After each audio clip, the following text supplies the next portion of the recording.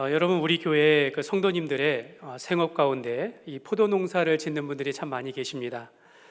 제가 지금 작년 여름에 한참 더울 때 그 새벽 기도를 마치고 제가 이 율곡촌을 따라서 새벽에 자전거를 타면서 운동을 한 적이 있습니다. 제가 이게 뚝방길을 따라서 가다 보면 이게 포도밭이 쫙 펼쳐져 있습니다. 보통 이제 우리는 샤인머스켓을 이제 최고로 알고 있겠지만 그때 한여름에는 이제 자욱 포도가 쭉 맺어져 있는 거예요. 그런데 그 포도가 색깔이 있어가지고 주렁주렁 맺을 때마다 제가 이 포도에 대해서, 지금은 제가 이제 포도에 뭐 여전히 감흥도 있겠지만 그때는 정말 가슴이 뛸 정도로 포도가 주렁주렁 맺어 있는 걸 보면서 제 가슴을 뛰면서 참, 야, 멋있다, 좋다 하면서 좀 따먹을까 뭐 이런 생각도 좀 한 적이 있습니다. 그래서 포도 열매 이렇게 해서 제가 그 성도들의 포도밭 신방을 갈 때마다 그 가정과 자녀들과 또 이 포도 농사를 축복하면서, 하나님, 땀을 흘리면서 수고하는 이 가정 위에 올 한 해도 하나님께서 풍성한 열매를 맺게 하여 주옵소서, 이렇게 세게 기도해 드리고 옵니다. 근데 그리고 나서는 제가 기도했으니까 하나님께서 올해도 풍성한 열매를 맺기를 바라는 마음으로 새벽마다 또 기회가 될 때마다 늘 그 가정을 위해서 기도합니다. 그러면서 제가 첫 해, 둘째 해 보면서 그래도 목사님이 가서 기도했는데 올해 풍성한 열매를 맺어야 하지 않을까 하면서 노심초사했던 작년, 재작년이 제 마음이 그런 생각이 납니다. 근데 어느 날 한 분이 제게 이런 말씀을 하시더라고요. 목사님, 포도 농사가 잘 되면 좋겠지만 그렇지 않을 때도 있습니다. 안 될 때도 있는데 그러면 다음 해에 잘 지으면 됩니다, 이렇게 말씀하시는 겁니다. 그러니까 농부는 한 해 잘못됐다라고 해서 절망하는 것이 아니라 지금까지 평생을 농사하면서 하나님께서 우리를 얼마나 공평하게 인도하시는지, 그리고 농부는 그 인내함을 따라서 더 하나님을 의지하게 되었다라는 그런 말씀을 들으면서 제가 오히려 큰 은혜를 받은 그런 기억이 있습니다. 여러분, 참 공감이 되는 말씀입니다. 여러분, 포도 농사라는 것은 사람의 수고로만 되지는 않습니다. 우리가 그 해의 일조량이나 강수량과 같은 기후에 많은 영향을 받을 수밖에 없고, 그래서 더 농부는 하나님을 의지하게 되는 것 같습니다. 제가 말씀드리는 것은 그리스도인, 기독교인 농부를 말하는 겁니다. 그리스도인 농부들은 하나님의 은혜가 아니면 안 된다라는 것을 깨닫게 되어져서 한 번 농사 잘 됐다라고 해서 자랑할 것도 아니고, 한 번 못했다라고 해서 절망하지 않고 하나님을 의지하며 인내하는 삶을 살아가는 것이 바로 그분의 모습이 아닌가, 이런 생각을 하게 됩니다. 여러분, 포도 농사도 이러할진데 여러분, 자식 농사는 어떻겠습니까? 여러분, 포도 농사는 한 해 안 되더라도 다음 해를 기다리면 되는데, 여러분, 자식 농사는 얼마나 많은 우리 수고와 또 오랜 인내가 필요하겠습니까? 특히 그리스도인 부모라면 자녀를 위해서 우리가 얼마나 오래 기도해야 하며, 자녀를 위해서 갖는 여러 가지 걱정과 그 염려들 얼마나 많습니까?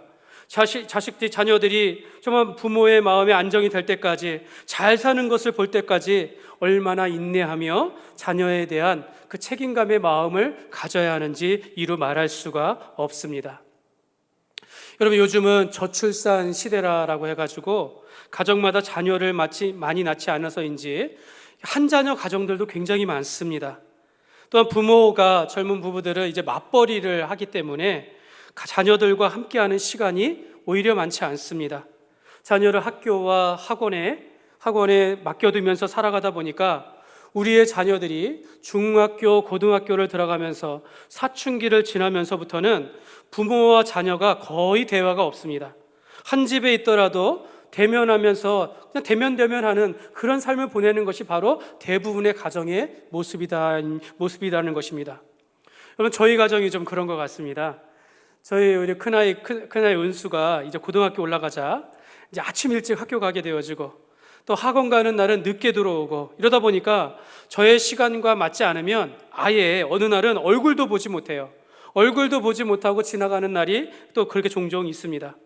여러분, 우리 네 식구가 한 상에 둘러서 먹고 마시는 이런 일들 일주일에 한 번 갖기도 어려운 그런 시간들이 지금의 모습이다라는 것입니다. 그래도 딸이라서 딸이 저 위에 있기 때문에 또 이렇게만 말하면 또 안 되죠. 딸이라고 해서 또 아빠한테 찾아와가지고 또 요것저것 얘기해주면은 또 그걸 또 위로받고 감사하는 마음이 듭니다. 그러나 여러분, 오늘날 이런 현대인의 가정을 보면서 저만 이런 걱정이 됩니까? 이런 위기의 때가 아닌가, 매우 심각한 문제를 가지고 있다라는 생각을 하게 되어집니다. 여러분, 대부분의 부모님들의 관심은 우리의 자녀들이 공부 잘해서 좋은 대학 가고 좋은 직장 가지고 또 할 수만 있으면 좋은 가정 이루어서 그냥 평안한 삶을 사는 것, 이게 이제 부모님의 마음이고, 자녀들도 세상 교육이 그렇고 세상 욕심이 그렇기 때문에 그렇게 따라서 살아가는데, 여러분, 그렇게 되면 여러분, 신앙교육은 어떻게 할지, 또 우리가 윤리와 도덕의 사람의 관계 속에서 일어나야 할 또 윤리와 도덕과 같은 성품의 교육은 어떻게 해야 할지 걱정이 되는 것입니다. 만일 부모가 자녀를 교회에 보내는 것만으로 자녀를 위한 신앙교육에 있어서 부모의 역할을 다했다라고 생각한다면 여러분, 매우 가슴 아픈 일이다라는 것입니다. 여러분, 우리 교회 선생님과 또 전도사님들이 내 아이의 신앙을 책임져 주겠지라고 말하겠지만, 여러분, 일주일에 한 번, 1시간 예배 드리는 것만으로 어떻게 이 아이들이 믿음과 신앙 가운데 자라갈 수 있을까요? 여러분, 이것은 아무래도 우리의 기대와는 그 결과를 우리가 기대할 수 없다라는 것을 생각하게 되어집니다. 여러분, 유대인의 부모와 또 우리 한국 그리스도인들, 기독교인 부모와의 가장 큰 차이점이 바로 여기에 있습니다. 여러분, 그들은 아이들의 신앙과 믿음에 있어서 하나님의 말씀을 가르치는 데 있어서 부모의 역할이 매우 크다라는 것을 그 유대인들은 잘 알고 그렇게 실천하고 있습니다. 여러분, 한국 기독교인들에게 성경에서 한 말씀을 뽑으라면, 가장 중요한 말씀, 좋아하는 말씀을 뽑으면 여러분, 요한복음 3장 16절을 뽑더라고요. 하나님이 세상을 이처럼 사랑하사 독생자를 주셨으니 이는 그를 믿는 자마다 멸망치 아니하고 영생을 얻게 하려 하심이라. 이 말씀을 우리 한국인들이 가장 선호하고 좋아하는 말씀이고, 그걸 붙잡고 살아간다라는 겁니다. 근데 유대인들의 부모님들은 구약의 율법의 말씀 가운데 오늘 말씀 신명기 6장 4절에서 9절까지의 말씀을 가장 중요하게 생각하고 붙잡고 살아갑니다. 특별히 오늘 6장 7절에 보면 내 자녀를 부지런히 가르치며 집에 앉아 있을 때든지 길을 갈 때든지 누워 있을 때든지 일어날 때든지 이 말씀을 강론할 것이며, 이 말씀을 가장 중요하게 생각하며 붙잡고 부모가 자녀에게 말씀 가르치는 것을 가장 중요한 사명으로 알고 실천하고 있는 것입니다. 오늘 이 신명기 6장 4절에서 9절을, 특별히 신명기 6장을 우리가 쉐마장이라고 얘기하면 쉐마라고 하면 쉐마. 여기 오늘 6장 4절에 보면 들으라 이스라엘아 들으라 이렇게 말합니다. 들으라, 이 말이 히브리어로 쉐마입니다. 쉐마, 명령어. 쉐마 이스라엘, 이스라엘아 들으라 라고 하면서 이 말씀을 하는데요. 여러분, 이 그림을 한번 보십시오. 이 말씀 속에 유대인들이 붙잡고 지금까지도 행한 중요한 교육법들이 있다는 겁니다. 여러분, 오늘 이 6절에 보면 오늘 내게 명하는 이 말씀을 내 마음에 새기라. 이 말씀을 새기라, 이걸 암송으로 아는 거예요. 그래서 성경의 말씀을 끊임없이 어려서부터 암송하게 하고 배우게 한다라는 것입니다. 그리고 오늘 7절의 말씀처럼 내 자녀에게 부지런히 가르치며 하면서 이럴 때든지 이 말씀을 강론할 것이며 이렇게 말하는데, 여기서 이 강론하다라는 게 저 남자분이 보이죠? 하브루타라고 합니다. 하브루타. 그러니까 강론, 가정에서 부모가 자녀들에게 말씀을 가르치는 겁니다. 우리는 강론 그러면 설교라고 생각합니다. 한 사람이 많은 사람 앞에서 이렇게 이야기하는 걸 설교라고 하는데, 사실은 이 강론하다라는 것은요, 질문을 하고 대답을 하고 또 그것에 대해서 상의하고 이렇게 합의를 이뤄내는, 이런 것을 바로 소통하는 것을 하브루타라고 합니다. 하브루타. 이러한 강론하는 방법으로 자녀들에게 신앙교육을 한다라는 것입니다. 그리고 이 테필린이라고 해가지고 오늘 말씀에 보면 내 손목에 매어 기호를 삼으며 내 미간에 붙여서 표로 삼으라. 그래서 요만한 상자에 말씀을 집어넣고 이 말씀 상자를 만들어가지고 띠를 띄어서 여기다가 묶는 겁니다. 그러면서 가정에서 이렇게 해가지고 그 예식을 행한다라는 거죠. 그래서 이 테필린의 말씀 상자를 가지고 그 말씀을 항상 몸에 지니고 다닌다라는 것입니다. 그리고 매주다라고 해가지고 그 집에, 오늘 9절 말씀에 보면 내 문설주에 바깥문에 해서 들어갈 때 문에다가 문패 대신에 이 말씀 상자를 거기에 이렇게 붙여 넣는 겁니다. 그래서 이 집은 하나님의 가정이요 말씀의 가정이다라는 것을 그들 스스로 지켜가는 삶을 지금도 살아가고 있습니다. 여러분, 유태인들은 부모가 자녀에게 성경을 가르치는 데 있어서 이것은 살아계신 하나님의 명령으로 듣고 그렇게 실천한다라는 겁니다. 내 자녀에게 부지런히 가르치며, 여러분, 이것은 오늘 우리에게도 주시는 말씀이죠. 오늘 기독교인 가정에게, 기독교인 부모에게 주시는 명령과도 같은 말씀이다라는 것입니다. 여러분, 오늘 말씀의 주요한 내용이 바로 유일하신 하나님을 믿는 것과 그 하나님을 사랑하는 것입니다. 마가복음 12장에 보면 한 서기관이 예수님께 찾아와 물었습니다. 예수님, 랍비여, 이 성경 가운데 가장 첫째 되는 계명이 무엇입니까? 이때 예수님께서 오늘 말씀을 인용하십니다. 예수께서 대답하시되 첫째는 이것이니 이스라엘아 들으라. 오늘 말씀을 인용하는 겁니다. 이스라엘아 들으라. 주 곧 우리 하나님은 유일한 주시라.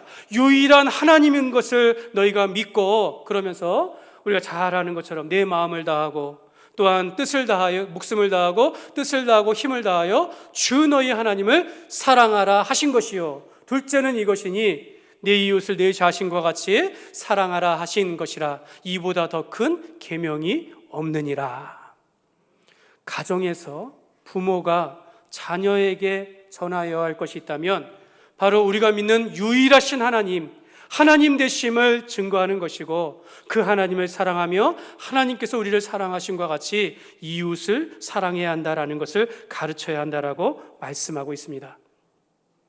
오늘 6장 2절에 보면은 곧 너와 내 아들과 내 손자들이 평생의 하나님 여호와를 경외하며, 이렇게 말씀합니다. 너와 내 아들과 그 손자들까지도 평생의 하나님을 경외하도록 하라라고 말씀하고 있는 것입니다. 여러분, 하나님께서는 부모에게 자녀들을 가르치도록 명령하셨고, 부모가 자녀를 가르쳐야 할 장소라 한다면 그 가정이 되어야 한다라고 말씀하고 있는 것입니다. 사랑하는 여러분, 우리의 자녀들은 우리의 가정 가운데 보내주신 하나님의 선물입니다. 여러분, 믿습니까? 하나님께서 우리 가정 가운데 보내주신 선물이에요. 기쁨입니다. 시편 127편 3절에 보면 자식들은 여호와의 기업이요 태의 열매는 그의 상급이로다.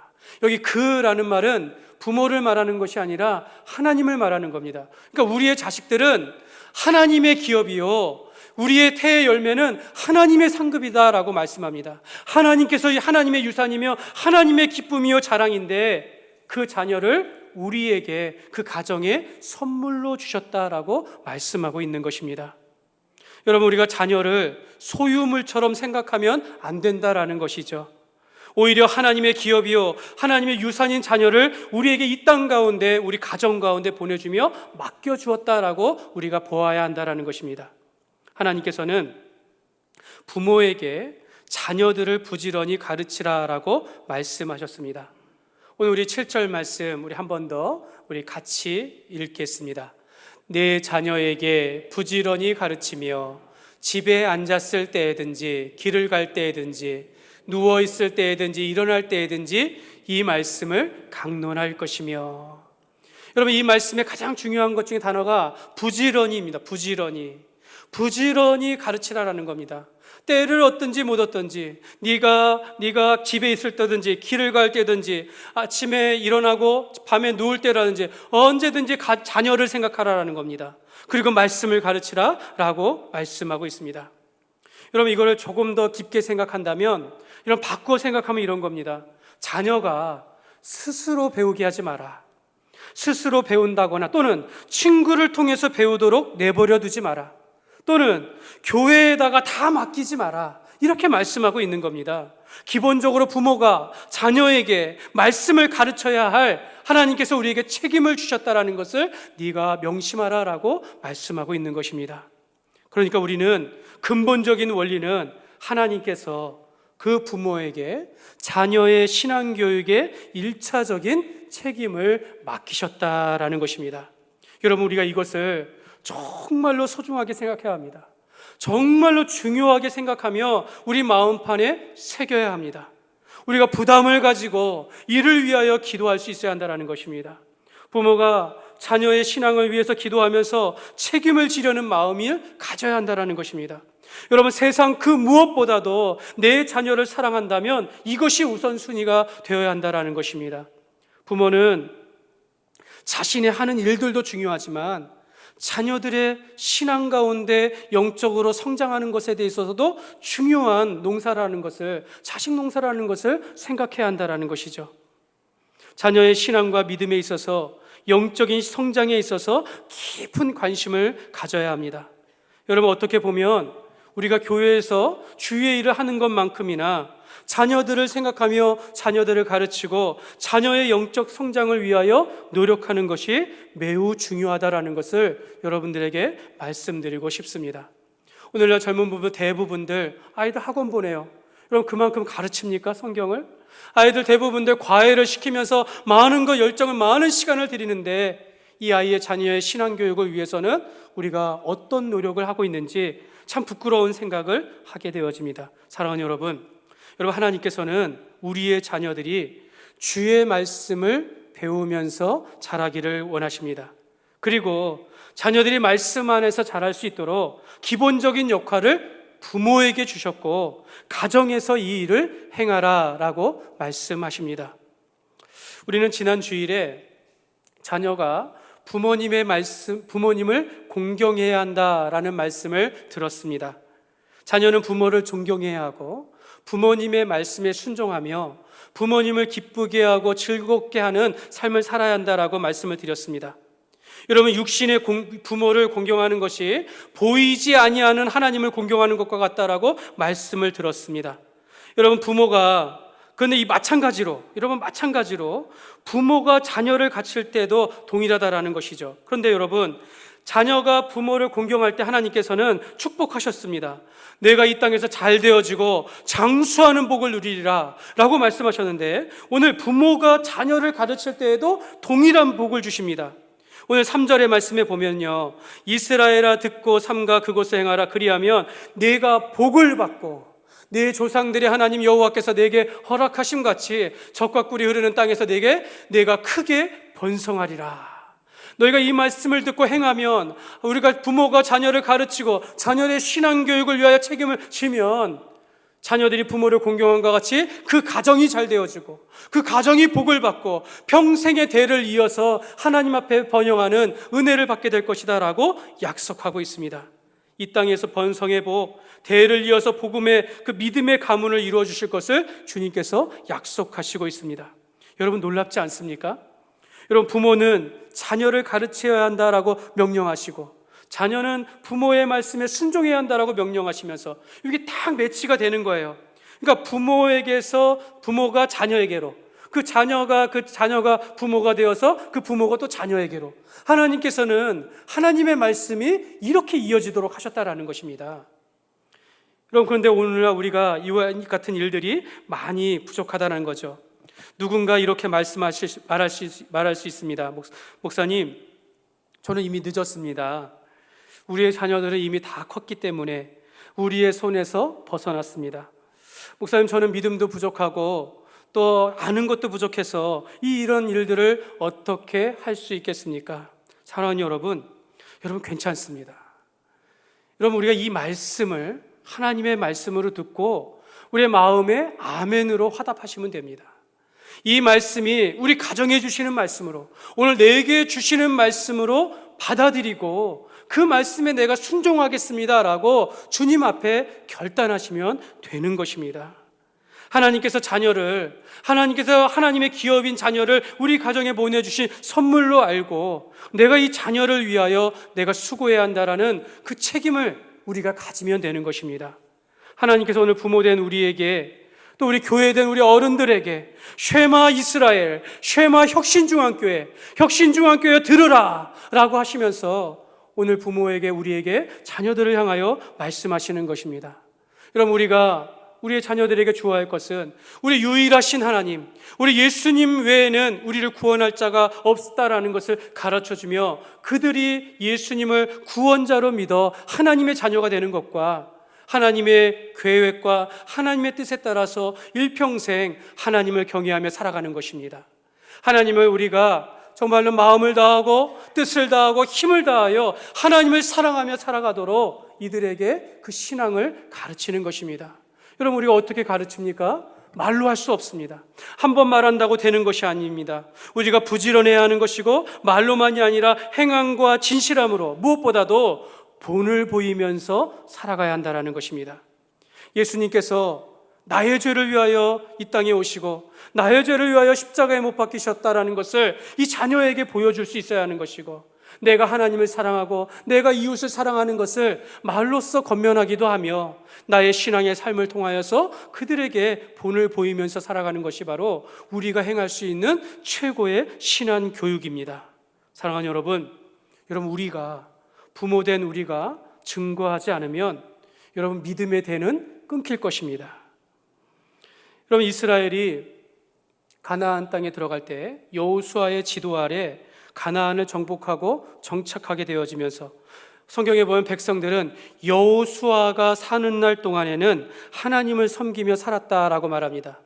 여호수아와 함께했던 세대가 하나님께서 행하시는 일들을 보면서 살았던 그 사람들 사는 동안에는 하나님을 예배하며 살았다라고 이야기합니다.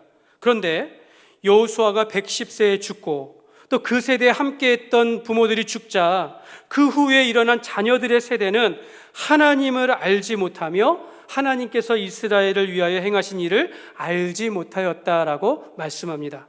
사사기 2장 10절에 보면 이 세대의 사람도 다 그 조상들에게로 돌아갔고 그 후에 일어난 다른 세대는 여호와를 알지 못하며 여호와께서 이스라엘을 위하여 행하신 일도 알지 못하였더라. 이로 인하여서 이스라엘 자손이 하나님을 떠나게 되었고 하나님을 떠나서 악행을 저지르며 우상 숭배하였다라고 말씀하고 있습니다. 여러분, 어떻게 한 세대가 지나고 다음 세대가 하나님을 알지 못하는 세대가 될 수 있을까요?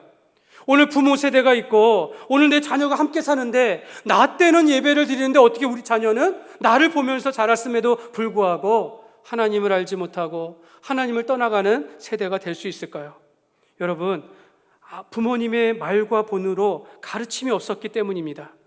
여러분, 아버지의 세대는 요단강을 마른 땅과 같이 건너는 그런 하나님의 놀라운 역사를 보았고 여리고 성을 침묵 가운데 순종하는 가운데 무너지는 것을 보았고 기브온과의 전투에서 태양이 멈추고 하늘이 멈추는, 달이 멈추는 하나님의 역사를 보면서 그들이 신앙을 지켰지만 그걸 전하지 못한 겁니다. 그걸 신앙의 삶으로 보여주지 못한 겁니다. 자녀들은 말은 들었지만 믿음으로 다가오지 못했기 때문에 하나님을 알지 못하는 세대가 되었고 그 시대가 바로 사사시대로 자기의 소견대로 자기 옳은 대로 살아가는 그런 영적인 암흑기 400년간 지속됐다라는 것입니다. 여러분, 성경에 보면 이 사사시대에 영적으로 타락하고 몰락한 대표적인 가정이 바로 엘리 제사장의 가정이었습니다. 이 엘리 제사장에게는 두 아들이 있습니다. 홈리와 비느하스가 있어요. 근데 엘리는 제사장으로 백성들이 하나님 앞으로 나와서 제사를 주관하고 예배를 드리도록 하는 그런 성직자여 영적인 종교 지도자인데 이 역할들은 잘했는지 모르는데 사무엘상 2장 12절에 보면 엘리의 아들들은 행실이 나빠 여호와를 알지 못하더라, 이렇게 말씀합니다. 그러니까 아버지로서 자녀의 신앙생활에는 책임을 다하지 못했다라는 것입니다. 여러분, 이 두 아들이 있는데요, 두 아들이 어려서 벌써 아빠가 제사장이라서 그런지 이 성전에 들어가서 성전에 그 제사를 위하여 쓰이는 고기가 이 가마솥에 삶아지고 있는데 뚜껑을 열고 갈고리를 치워가지고 딱 꽂는 거예요. 그래가지고 자기 뜻해서 나오면 내 고기로 삶는 겁니다.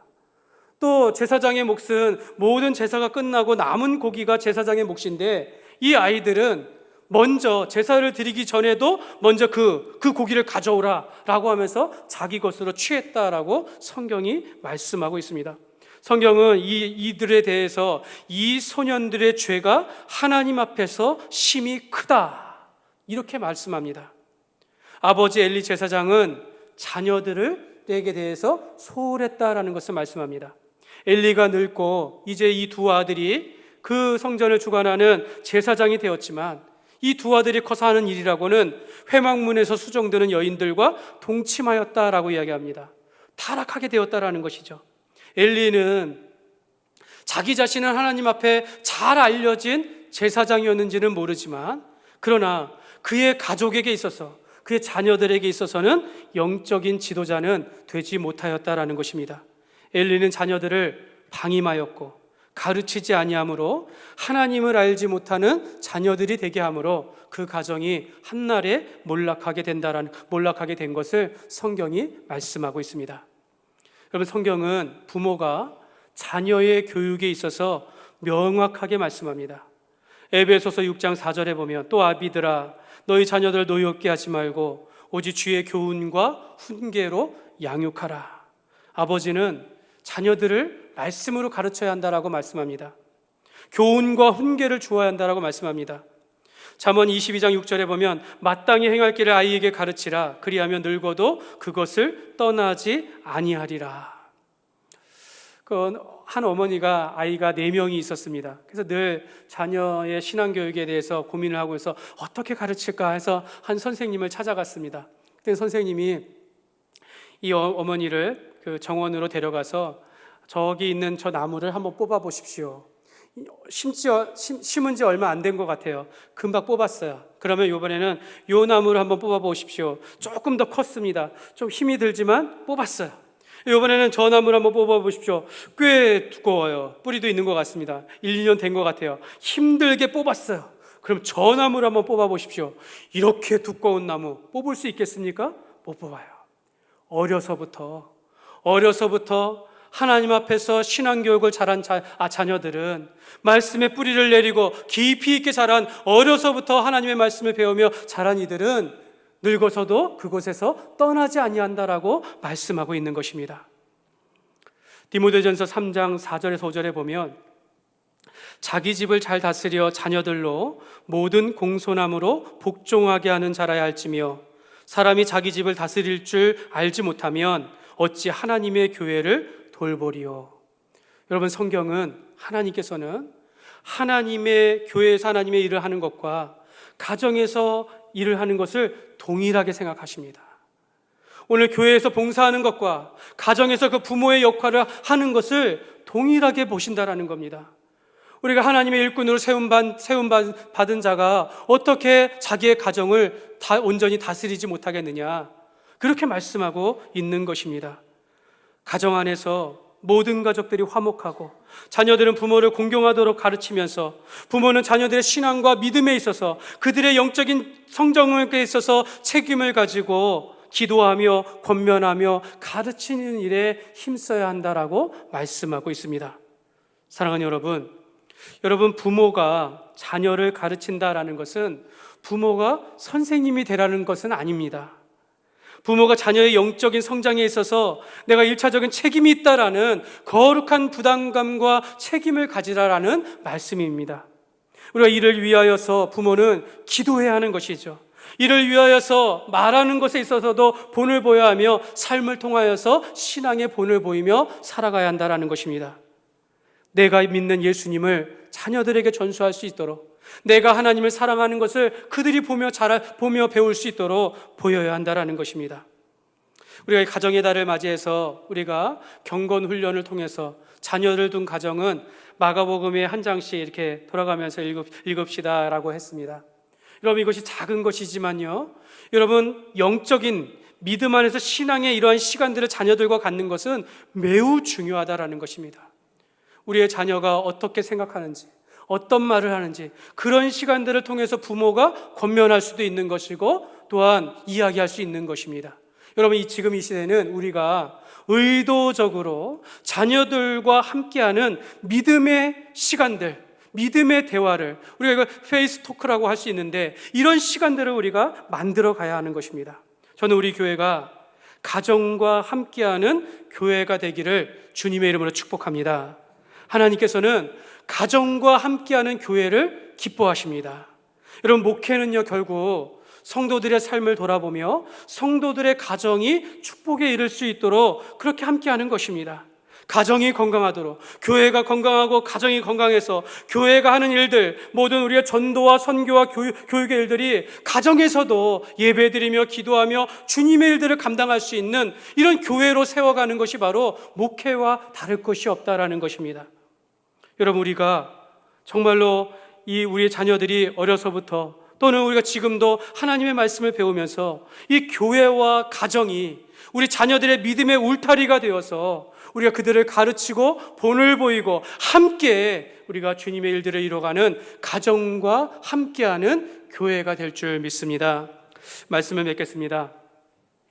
여러분, 부모의 언어가 자녀의 인생을 바꾼다라는 말이 있습니다. 그런 책이 있는데요, 여러분, 우리가 무의식적으로 행하는 그 엄마 아빠들의 언어가 자녀들이 다 배운다라는 것입니다. 이 밥상머리에서 하는 부모님의 언어가 자녀들의 인생에 깊은 영향을 준다라고 이야기합니다. 어떤 이 소통 전문가이자 크리스찬인 김창옥 교수님은 젊은 사람들이 결혼할 배우자를 찾을 때 꼭 보아야 할 것은 부모의 언어라라고 이렇게 이야기합니다. 그 가정의 부모님들이 어떤 언어를 행하는가, 이것을 본다면 그 사람을 믿어도 좋다라는 것입니다. 여러분, 우리의 언어 생활이 우리의 자녀의 인생을 바꾼다라고 생각해 보십시오. 여러분, 우리 가정에서 기도의 소리가 있어요. 우리 가정에서 찬양의 소리가 있습니다.